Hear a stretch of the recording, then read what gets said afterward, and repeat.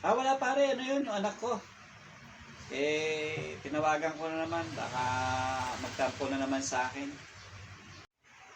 Pare, sino yan? Tinawagan mo? Ah, yung anak mo. Parang hirap talaga, ano, buhay natin dito, ano.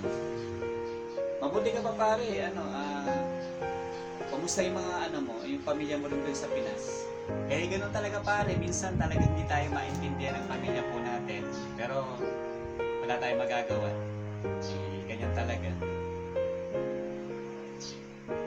Oo naman pare, kasi ako talagang pinipilit ko na makauwi ako.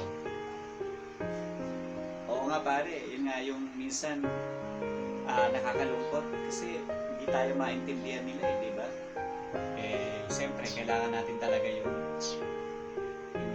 siyempre, hindi naman, di ba? Alam mo yon ibig ko sabihin, pera, di ba?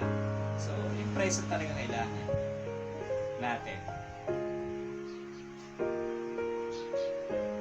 Mabuti ka pa pare kung ganun yung anak mo. Naintindihan ka. Sa bagay pare, ako, naintindihan kita kasi na alam ko naman na gusto mo nang umuwi. Kaya so, yun nga, wala tayong magagawa kasi nga, mas kailangan ka dito sa atin, sa trabaho natin.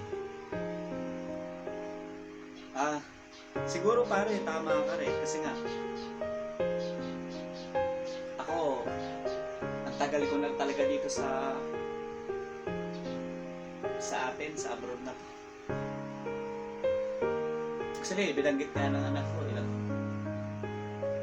taon na daw siya, parang siguro namimiss na rin ako ng anak ko. Pero dapat sana, parang maintindihan tayo ng mga anak natin. Oo nga pala pare, di ba sinabi ni, ni boss na merong kang kapalitan na?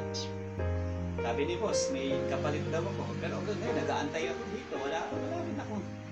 Wala pa akong kapalit dito. Kaya anong gagawin ko? Oo pare, ang tagal na yun pare. So, ako siguro, advice ko lang sa'yo pare na pilitin mo makauwi man para hindi man magtampo yung anak mo. Pero pare, okay lang yun.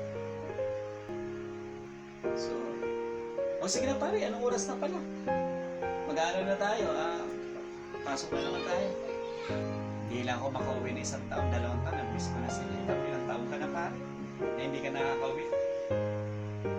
Kaya pilitin mo pare, itong taon na to pare. Makauwi ka. Ayun, pare, bilis na naman na oras. Sige pare, mag-ano na tayo. Sige pare. Ano na tayo, papasok na